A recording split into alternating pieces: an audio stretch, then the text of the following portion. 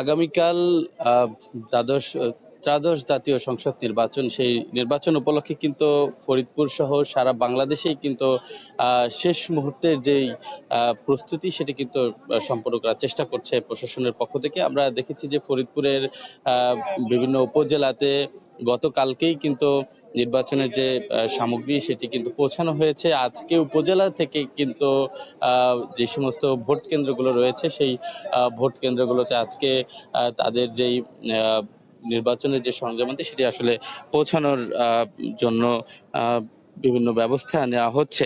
আমি যদি বলি যে ফরিদপুরের 4টি আসন যেখানে মূলত এখন পর্যন্ত 17,71,927 জন ভোটার রয়েছে, যেখানে আসলে মোট পৌরসভার সংখ্যা যদি বলা যায় যে 6টি পৌরসভা আছে, ইউনিয়ন আছে 81টি এবং ভোট কেন্দ্রের সংখ্যা আছে 657টি এবং যেই ভোট কেন্দ্রগুলো নির্ধারণ করা হয়েছে তার সংখ্যা 3,493টি। আমরা এই মুহূর্তে আছি ফরিদপুর 2 আসনে। এখানে যিনি সহকারী রিটার্নিং কর্মকর্তা আছেন, আমরা একটু কথা বলার চেষ্টা করব তার সাথে। এই আগামীকালকের যে নির্বাচন, মানুষের যে অনেক বড় প্রত্যাশার জায়গা ছিল, সেই প্রত্যাশার জায়গা হয়তোবা কালকেই পূরণ হবেন। এই নির্বাচন নিয়ে আপনাদের ব্যাপক একটি উপস্থিতি বা আপনাদের প্রস্তুতিও কিন্তু আমরা লক্ষ্য করেছি। কেমন প্রস্তুতি ফরিদপুর 2 আসনে? ফরিদপুর 2 আসনে আমরা আমাদের পূর্ণ প্রস্তুতি গ্রহণ করেছি। আপনারা যেমনটা দেখছেন, এখন মালামাল বিতরণ চলছে। আর হচ্ছে আমাদের যে আইন শৃঙ্খলা বাহিনী সহ আমাদের সকল বাহিনী সহ আমাদের উপজেলা প্রশাসন, আমরা এখানে সচেষ্ট আছি যাতে একটি সুষ্ঠু সুন্দর নির্বাচন আমরা দেশবাসীকে, নগরকান্দাবাসীকে উপহার দিতে পারি।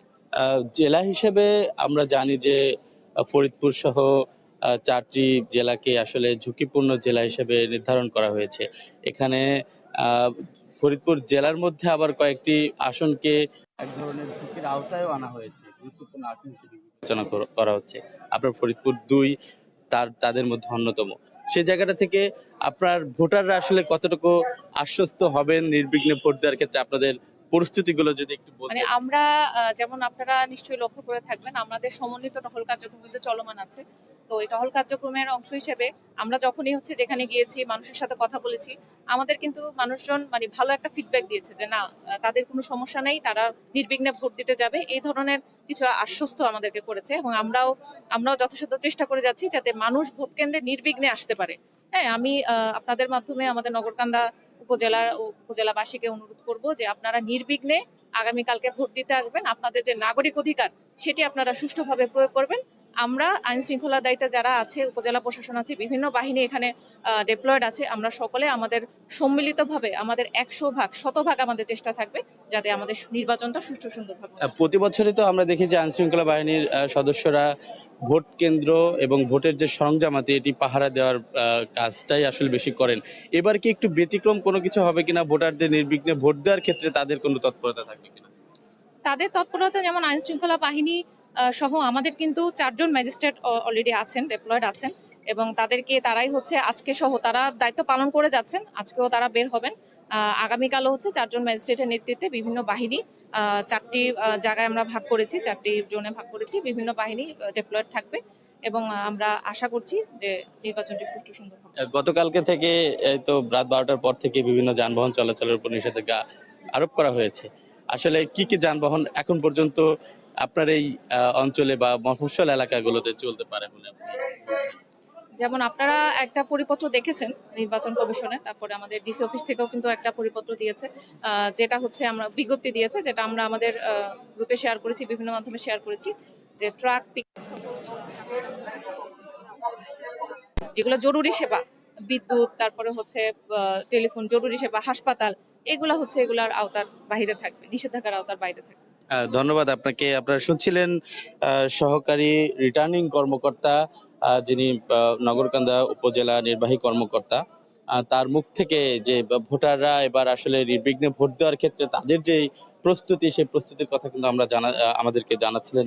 একটা বিষয় যদি বলে রাখি যে গতকালকে কিন্তু প্রত্যেকটা উপজেলাতেই যেই ভোটের যে সামগ্রী, সেই সামগ্রী পৌঁছানো হয়েছে। আজকে আমরা সকাল থেকে দেখেছি যে প্রিজাইডিং অফিসার, সহকারী প্রিজাইডিং অফিসার এবং যারা এই নির্বাচন সংশ্লিষ্ট ব্যক্তিবর্গ রয়েছেন তারা সকলে কিন্তু এই তাদের যেই রিটার্নিং কর্মকর্তা, সহকারী রিটার্নিং কর্মকর্তার কার্যালয়ে উপস্থিত হচ্ছেন এবং এখান থেকে প্রিজাইডিং কর্মকর্তারা তাদের যেই ভোটের যে সরঞ্জামাদি, ব্যালট পেপার থেকে শুরু করে ব্যালট বাক্স এবং তাদের যা যা প্রয়োজন, এবং আইন শৃঙ্খলা এখানে অনেক আনসার সদস্যরা রয়েছেন, তাদেরকেও নিয়ে তারা আসলে ভোট কেন্দ্রে কিন্তু যাচ্ছেন।